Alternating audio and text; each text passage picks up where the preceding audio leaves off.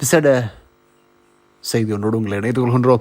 இத்தாலியிலே பலஸ்தீனத்துக்காக மக்கள் இப்போது அங்கே புரட்சி ஆரம்பித்திருக்கிறார்கள். அதனுடைய நீட்டிப்பு இன்றைய தினமும் இடம்பெற்றுக் கொண்டிருக்கிறது. அதன் அடிப்படையில் மிகப்பெரிய ஒரு புரட்சியாக மாறி இருக்கிறது. இதில் இப்போது 60 போலீசார் காயமடைந்திருக்கிறார்கள். அங்கே மக்களை கட்டுப்படுத்த முடியாத அளவு போராட்டம் கைமீறி போய் கொண்டிருக்கிறது. அங்கே முழு நாடும் முடக்கம் செய்யப்பட்டிருக்கிறது. அதாவது ரயில் மற்றும் துறைமுகம் மற்றும் பாதைகள் அனைத்தும் முடக்கப்பட்டிருக்கின்றன போராட்டக்காரர்களால். இதன் காரணமாக 10 பேர் கைது செய்யப்பட்டிருக்கிறார்கள். பலஸ்தீனை ஏற்றுக்கொள்வதற்கு அந்நாட்டு பிரதமர் ஜோர்ஜியா மெலனி அவர்கள் பின்னிற்பது இந்த போராட்டத்திற்கு பிரதான காரணமாக அமைந்திருக்கிறது. அந்நாட்டினுடைய தொழிற்சங்கங்கள், குறிப்பாக கிறிஸ்தவ மக்கள், இத்தாலி என்பது கிறிஸ்தவர்கள் அதிகமாக வாழும் நாடு, அந்த கிறிஸ்தவர்கள் தான் இப்போது பாப்பரசர் இருக்கக்கூடிய வத்திக்கானும் உள்ளடங்கலான அந்த பகுதி முற்றிலும் இப்போது போராட்டக்களமாக மாறியிருக்கிறது. பலஸ்தீனத்துக்கு ஆதரவு தெரிவித்து இது தொடர்பான விரிவான தகவல்களை வழங்குவதற்காக இணைந்து கொள்கிறோம். அன்பான நேயர்களே, உங்களுக்கு நாங்கள் இந்த காணொலி வழங்குகின்ற நேரத்திலும் போராட்டம் இடம்பெற்றுக் கொண்டிருக்கிறது. அதாவது பலஸ்தீனை பல நாடுகள் இப்போது அங்கீகரித்து விட்டன, சுதந்திர பலஸ்தீனாக, தனி நாடாக.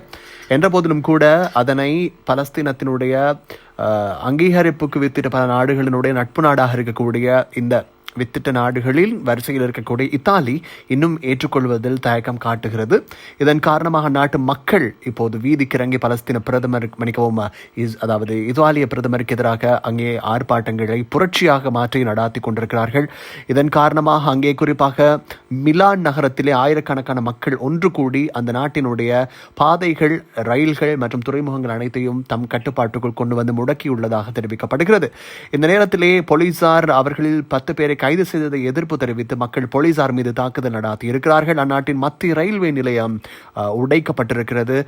அதே நேரம் பலஸ்தீன கொடிகள் அங்குமிங்கும் எடுத்துச் செல்லப்பட்டு அங்கே காட்சிப்படுத்தப்பட்டிருப்பதாக ராய்டர்ஸ் செய்தி ஸ்தாபனம் செய்தி வெளியிட்டிருக்கிறது. குறிப்பாக நாங்கள் பார்க்க வேண்டும், 60 போலீசார் குறித்த சம்பவத்தில் காயமடைந்திருக்கிறார்கள். அதே போல கார்டியன் நாளிதழ் வெளியிட்டிருக்கக்கூடிய செய்திகளின் அடிப்படையில் அதாவது புகைக்குண்டுகள் மற்றும் போத்தல்கள் மற்றும் கற்களை கொண்டு போலீசார் மீது ஆர்ப்பாட்டக்காரர்கள் தாக்குதல் நடாத்தியிருப்பதாக தெரிவிக்கப்படுகிறது. இதேவேளை போலீசார் நீர்த்தாரை பிரயோகம் மற்றும் கண்ணீர் புகைகளை வீசியிருப்பதாக தெரிவிக்கப்படுகிறது. நேபிள்ஸ் பகுதியிலே குறிப்பாக பிரதான ரயில்வே நிலையம் மற்றும் அதனோடு இணைந்த தண்டவாளங்கள் அனைத்தும் மக்களால் மறிக்கப்பட்டு இப்போது போராட்டக்காரர்களுக்கு ஆதரவு தெரிவிப்பதற்காக இணைந்து கொள்ளப்பட்டிருக்கிறது.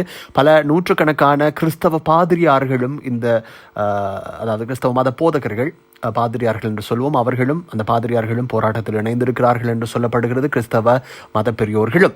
இதேவேளை அந்நாட்டினுடைய பிரதமர் ஒரு எக்ஸ்தல பதிவேற்றத்தினூடாக ஒரு அழைக்கையை வெளியிட்டிருக்கின்றார். நாட்டில் நடைபெறுகின்ற வன்முறைகளை தான் உன்னிப்பாக அவதானிப்பதாகவும் அது மிகுந்த வேதனை அளிப்பதாகவும் அவர் தெரிவித்திருக்கிறார். இதேவேளை குறித்த பகுதியில் இருக்கக்கூடிய துறைமுகங்களை சுற்றி வளைத்த போராட்டக்காரர்கள் அங்கிருந்து இஸ்ரேலுக்கு ஆயுதங்கள் ஏற்றுமதி செய்வதை தடுத்து நிறுத்துமாறு கோரி முழுமையாக துறைமுக பணியாளர்களோடு இணைந்து கட்டுப்பாட்டுக்குள் கொண்டு வந்து போராட்டத்தை நடாத்தி வருவதாக தெரிவிக்கப்படுகிறது.